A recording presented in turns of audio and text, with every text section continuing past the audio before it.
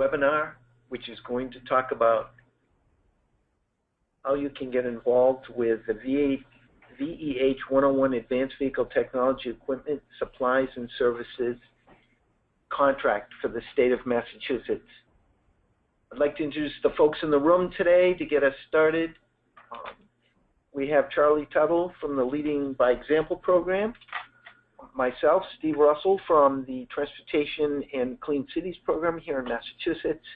We have Lana Ganarantna, who is from OSD and will be really from the sourcing department, be helping us walk through this. She's the expert in the Combine system.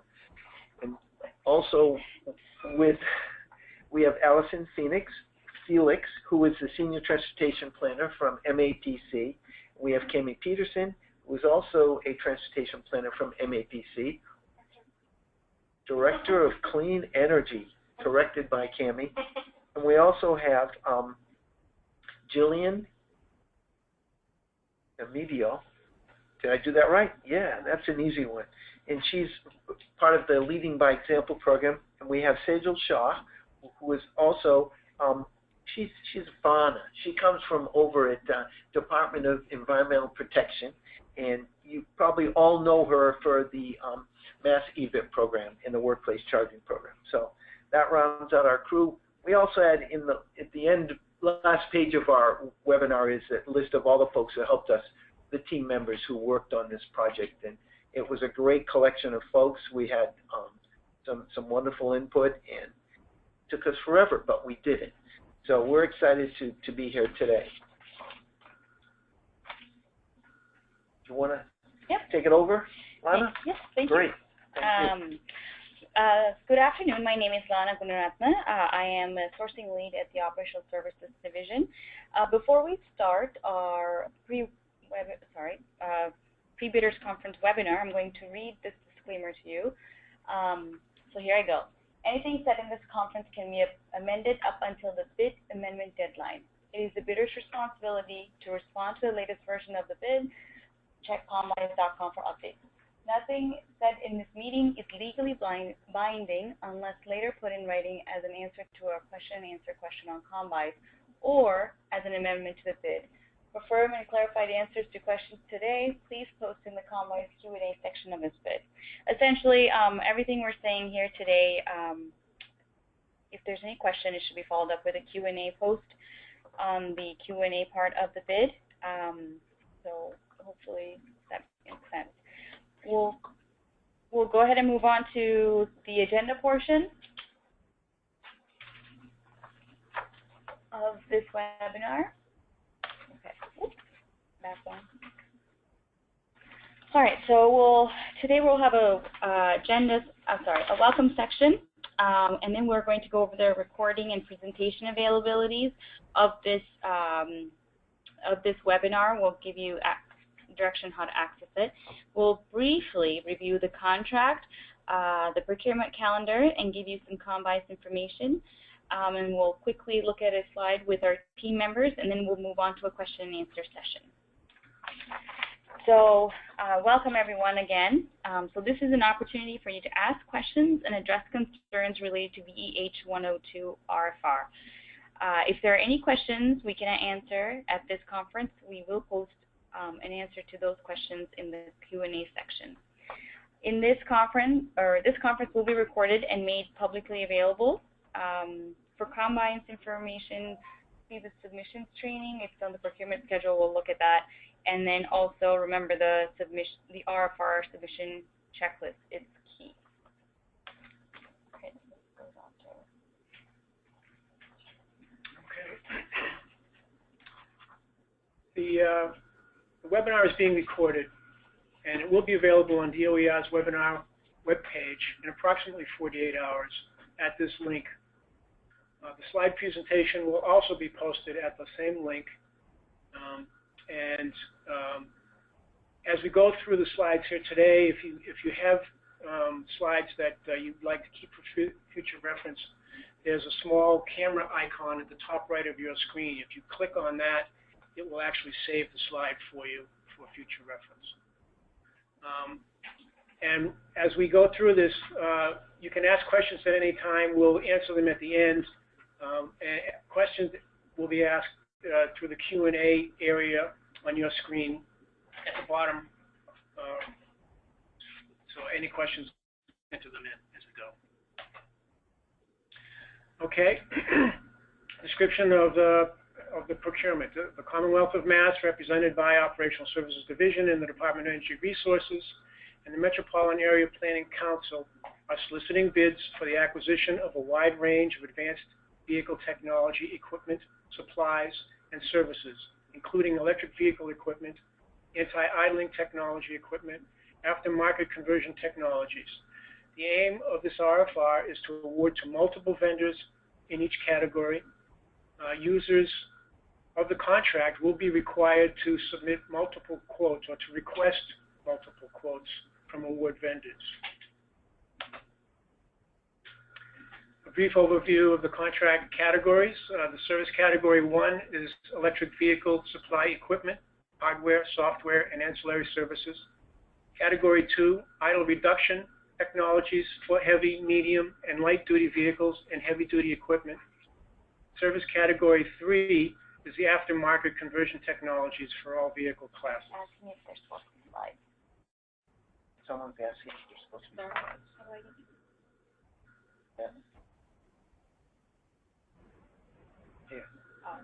So, can folks see the slides that are up there? If you haven't logged in, you should be able to see the slides. If someone could give us a quick note that you can see the slides or not see the slides, that would be helpful. Oh, now you're showing.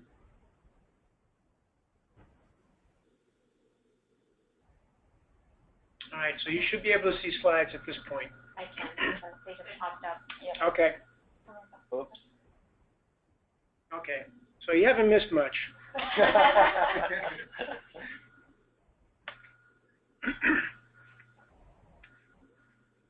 Just back up to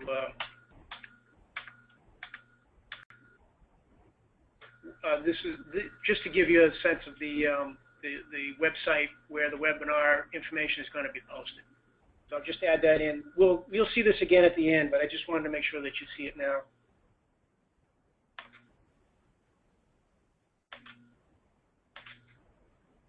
Okay, the procurement calendar is as listed here on the screen. Deadline for submissions of written questions through Combi's bid Q&A is July 19th, 4 p.m. Official answers for the bid Q&A will be published by the 25th of July. Bid amendment deadline.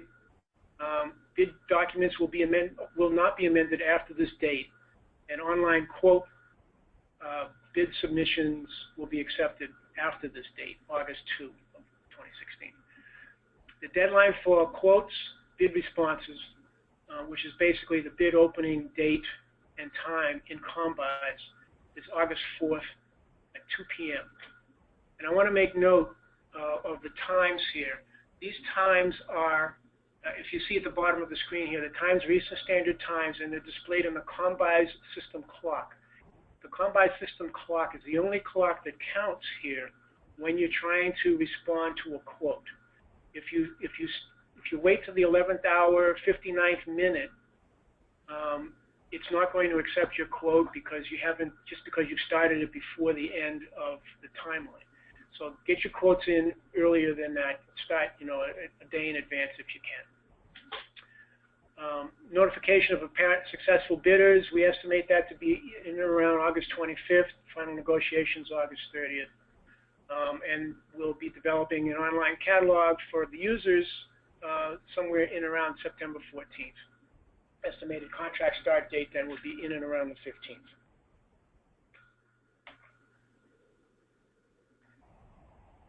Okay, question and answer session. This is for you to ask questions regarding the bid document. Anything that you don't understand, anything that might have a different meaning for you, write them down, submit them in your Q&A spot.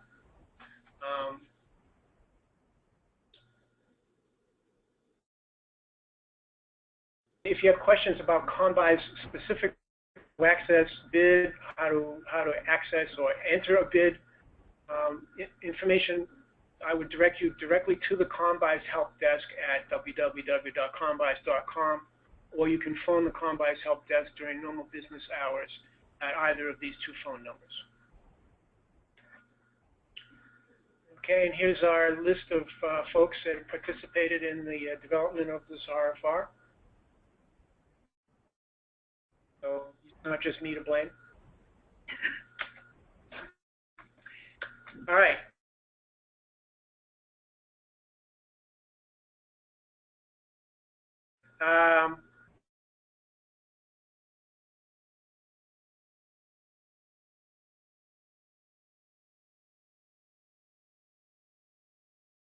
So in the final analysis.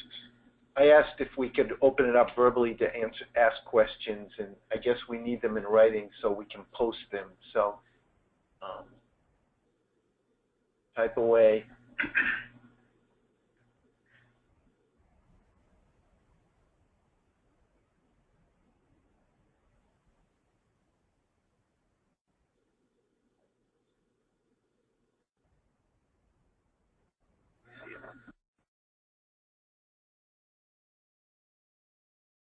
Oh, okay. Can you give an example or two of the type of relevant services you're looking for? Go back to that category slide. We're getting a few questions, so we'll wait till we get a few and then respond to them.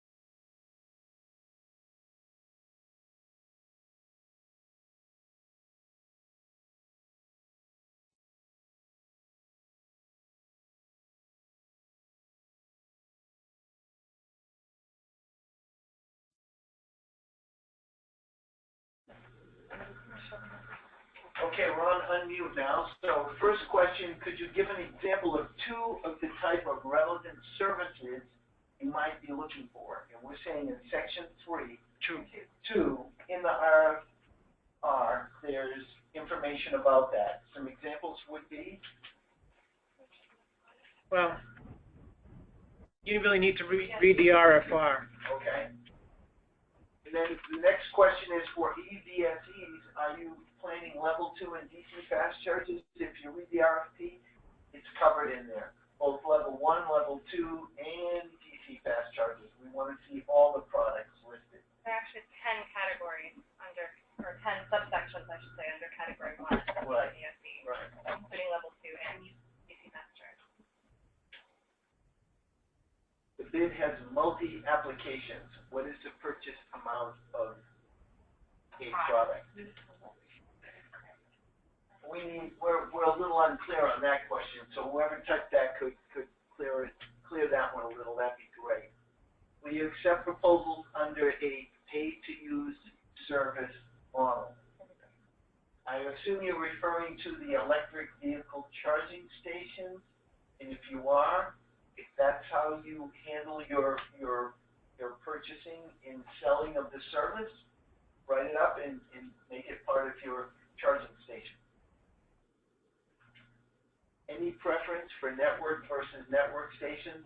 No preference at all. We'll take them all. We're not doing a preference for either. I think that's important. Regarding the RFR 3.13 licensing, it says you have to be licensed or certified we manufacture EVSE. Who do you expect will license our employees, and why is this required? This person to bidders must submit copies of certifications and/or licenses as requested. All staff working on products and services must be properly trained and authorized. Contractors may be required to submit proof of training for personnel throughout the life of the contract. So we're not specifically asking if your staff are licensed. We just want to make sure that they're trained in the products they're manufacturing. And that can be simply done with a letter that says they've been trained and what the training involves. That's all. There are 2 check boxes on bid page regarding rolling and open enrollment. Are those relevant, or should we just leave them unchecked? Unchecked. Unchecked. Unchecked is fine. Will this RFP be usable for turnkey services involving labor? Yes, it will be, but I believe that the amount of labor that can be charged in construction is $10,000. This contract is up to $10,000 when it's non-equipment related. So anything over $10,000, they have to enter in a separate contract with the application or applicant who's doing the construction.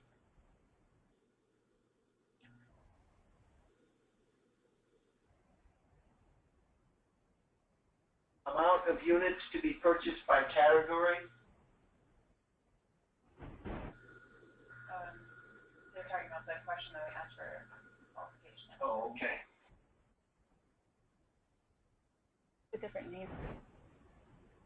Is it Demetrios Cecile? For each.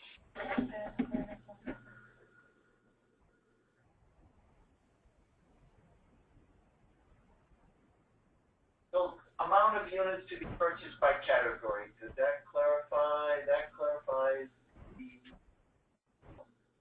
bid of multi-applications. What is the purchase amount of the product? I think that's 2 different people. No, Same person. We're still a little unclear on that one, so we'll keep going. Okay. Or contracts for the person put it on the bottom. In the bidder's proposals for their product, how many units of product will be purchased? That's for you to decide. Right, we don't know how many products will be purchased by the bidders. We talked about that in our process, and we just don't know. I think we've got some grant dollars out there. There's things going on, and I think it's a real. Steve, I just want to add that this contract is going to be available to municipals, state agencies, and municipalities within Massachusetts, and it's going to also be open to other states. So the number of purchases, the number of products being purchased at this point is unknown, and it's pretty much wide open. Great, thank you for that, Charlie. Good. As a new bidder, does the terms and conditions form get returned with the RFR, or does it go directly to the controller? It goes to the controller.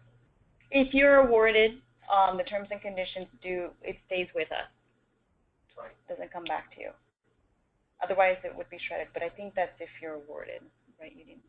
Yep. Right. It's one of the. When mentioning level 1 EV charges, is the Commonwealth asking for 110V outlets or charges with J1772 plus?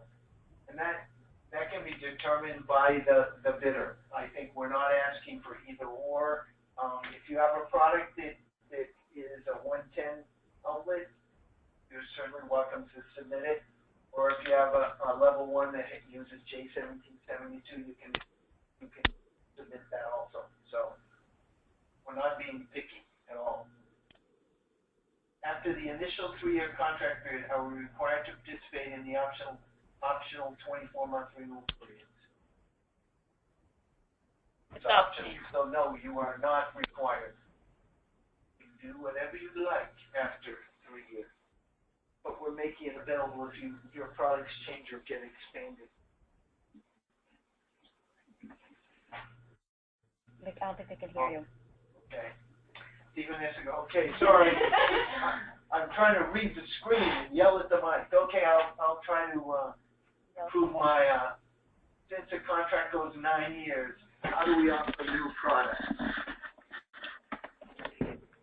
So the contract goes 9 years, how do we offer new products? You answer that, Lana? It's in that. It's in the RFR, how that's going to be handled. So I'll find the section. in the bidder's proposal for their product, how many units of the product will be purchased? We talked about that. Regarding users obtaining multiple quotes from multiple vendors, we expect for some of the categories there may be only one relevant vendor. Only one AFE product that fits a particular make and model of the owned vehicle. How are you going to handle this case? You just have to outline the fact that that is the case, and we will accept that. Can you talk more about being open to other states? Is you going to allow?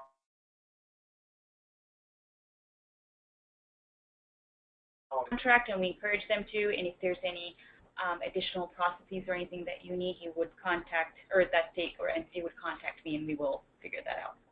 So anyone can use it. It could be all through, the whole country can use it if they want. And I have an answer to your. Even needs to get a little closer to, sorry. How do you differentiate a level 2 30-amp charger from a level 2 80-amp charger?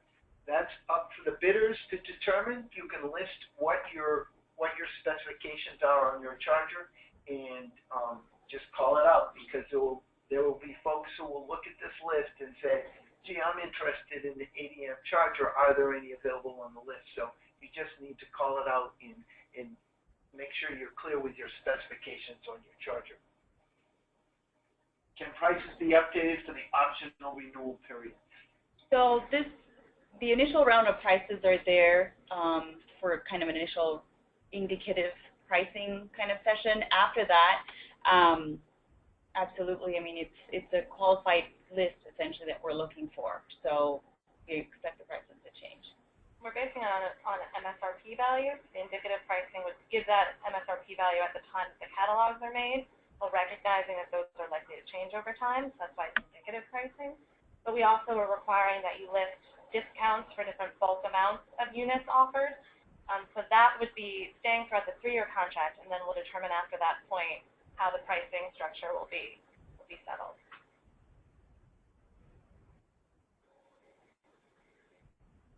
Answer to the adding products. So for the question on adding new products, section 4.5 covers that, and I'm just going to read it verbatim so there's no interpretation issues. It says the Commonwealth may elect to add or remove products and technologies at any time to any of the categories. In the event the Commonwealth decides to expand to add additional products, it will first determine if the contractors or the qualified bidders who respond to this bid are sufficient. If they are not sufficient and do not meet the requirements of the Commonwealth, the bid may be reopened to obtain additional bids. So that's there. Additional questions? It looks like we're down to the bottom of the list. Can prices be updated for the optional renewal period? Just covered that. Hold on a second, please. We will do that, yes. What should I hold on to?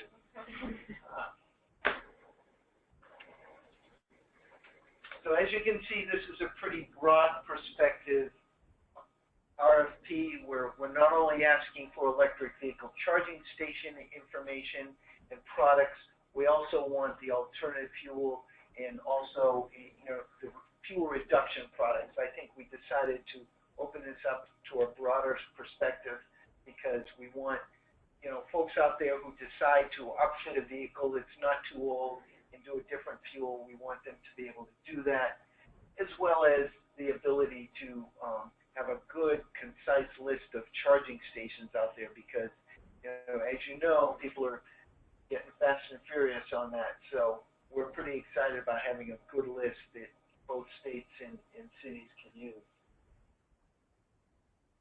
You misunderstand the question about adding new products. What we are asking is if we come out with a new model, let's say we start with only level 2 charges and in a year decide to offer DC fast charges, how would we get these added to the list so they could be offered to the qualified list? So I think, I think this needs a well thought out answer. So we'll answer this in the Q&A section of the bid. We will actually do that in writing with a little more expressed information because we like to get clarification on that.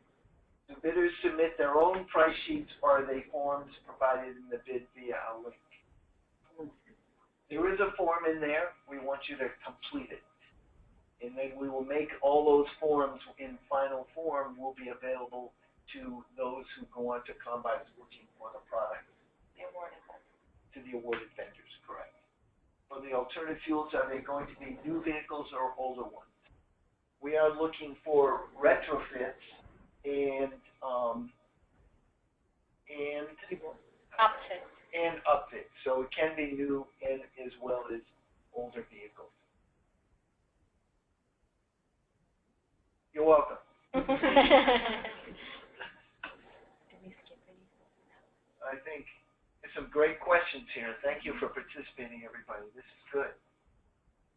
We'll wait a couple more minutes as people start mulling over this whole process. We have plenty of time. Can I add a quick point, Steve? Sure. So when we're going through these questions, I just want to reiterate, it's so important to read the RFR and understand it really well. You have another chance to ask us questions, which was the Q&A session, which ends on the 28th, right? So please read the RFR very closely, and you have another chance after today to still submit questions to us. So take advantage of that opportunity. The deadline for submission of written questions through Combines bid Q&A is July 19th at 4 p.m. And then the official answers will be published, we're estimating, July 28th. Thank you. Sorry. Or before July 20th. Yeah. Yeah. So don't email me. I can't talk to you. Yeah. Any of us. Yes. Okay, here's the Q&A. Could be. Will they need to be EPA certified kits?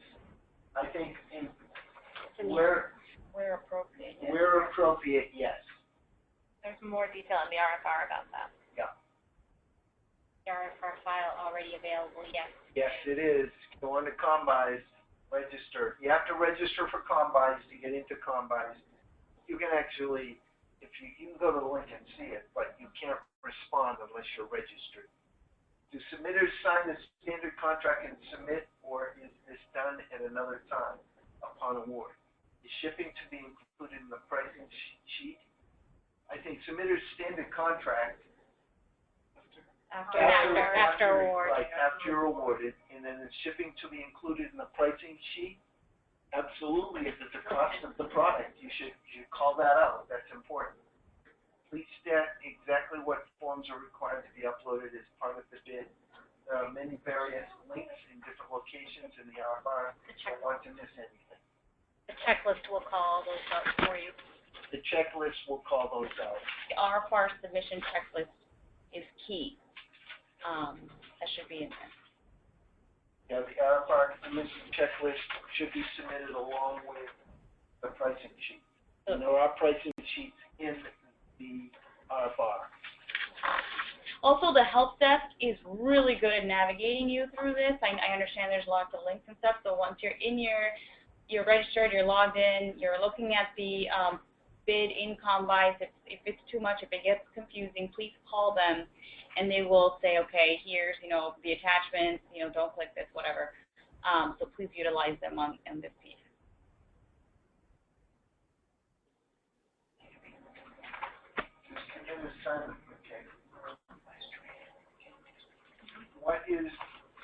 Can the business reference forms be sent to you prior to the bid opening, or it needs to be in that 2-day window between opening and closing? Business references can be sent anytime. Anytime. Yeah, anytime. Before the bid closes. Yeah, anytime before the bid closes, and we'll collect them and do our thing with them. What is the RFR reference? Request for response. I think that's what Request for a response is RFR. What might be helpful too to anyone who has questions about how to submit online, there is a training for online submission that is happening on Wednesday, July 27th. This is part of the calendar that's in the RFR, so you can refer to it there. It's from 10 a.m. to 11 a.m. at the OSD training room at 1 Ashburton Place on the 10th floor here in Boston. And that will help walk you through the process for submitting online if you'd like to attend that training. Is that both in person as well as online? In person. Oh, it's in person? It's only in person. Just in person. Okay. That's too bad. Remote. After award, will bidders have access to municipalities, public entities who are eligible to purchase under the contract? If they're a municipality in Massachusetts and if they're a state agency in Massachusetts, then they're eligible. Right. So It's up to you to make a list. you can find the list, Southern Mass Municipal Association, any one of those associations, you can find the list. And section 1.13 describes the entities eligible to use the resulting contract. There's some more definition there too. In what section with the price sheet? Is there a link, separate link on the Separate link. RFR posting? There's a separate link on the Combine webpage. I believe it's attachment D. D as in dog. The RFR number is VEH102. Right.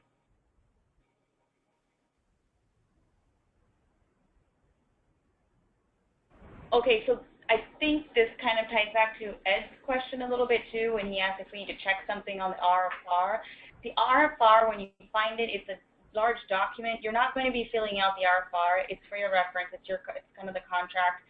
It has specifications, but there are separate attachments, A, B, C, and D, being 4 of them. There's a lot more. There's several more in there that you will be filling out.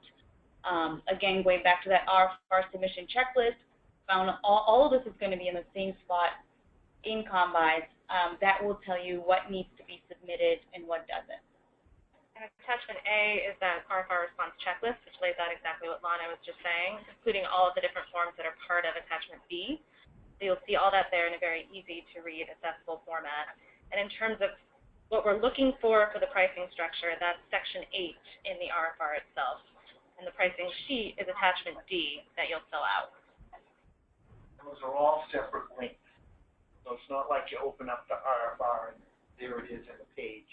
It's actually a link which gives you the form that you can type into.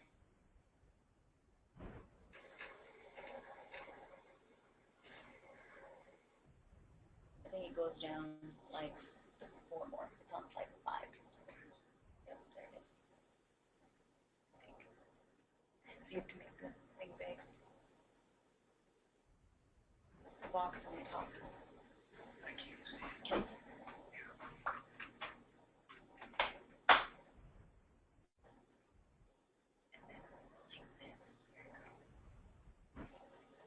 I don't know if Conway's up.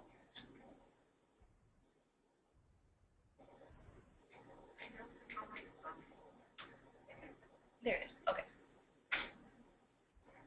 I'm trying to point out to you where the link is on this slide. So, but at the top on the right, you can print that. It'll save it for you. There we go. I think the question box is only available. No, it's the question. Would it be possible? Right.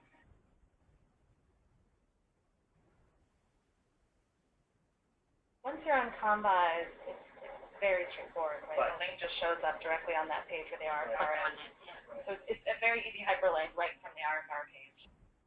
The different attachments.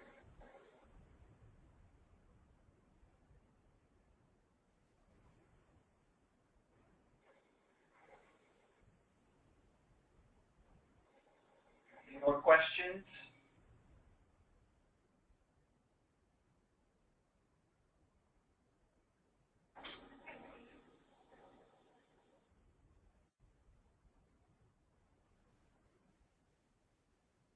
VEH102 is the RFI number.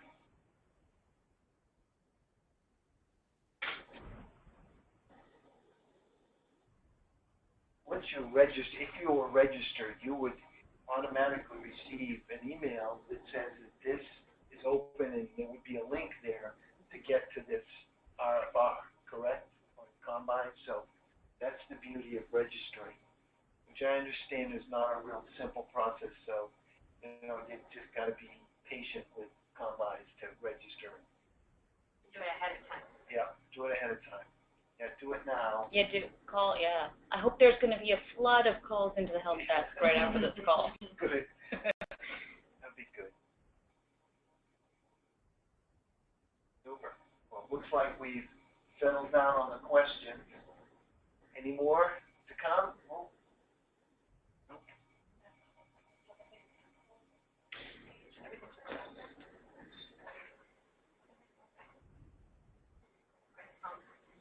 That's the webinar. Oh, the actual bid itself? Yeah. No, you have to log in. Not to just see it. Public site. We have a link to that. We could get them. It's actually about this long. Yeah, I'm the link thinking is- if they haven't seen it, maybe we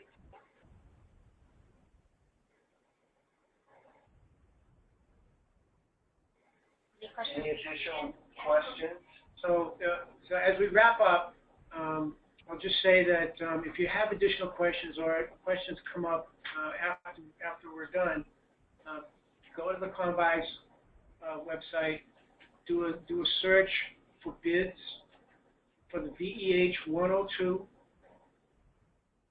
and then if you are registered, then you will get it. That will get you into the Q&A section, and submit your questions to the Q&A section there, and we will answer all of these questions that we had today, Right. as well as any further questions that come in after today. These will be on that site along with any additional. Right. Right. Are we flipping a coin? Who has to type all this up? Oh, we have another question. The links are not in Section 8. That just describes the pricing structure. The links are on the Combis webpage, where you'll find the RFR. There'll be links to each of the attachments at that location.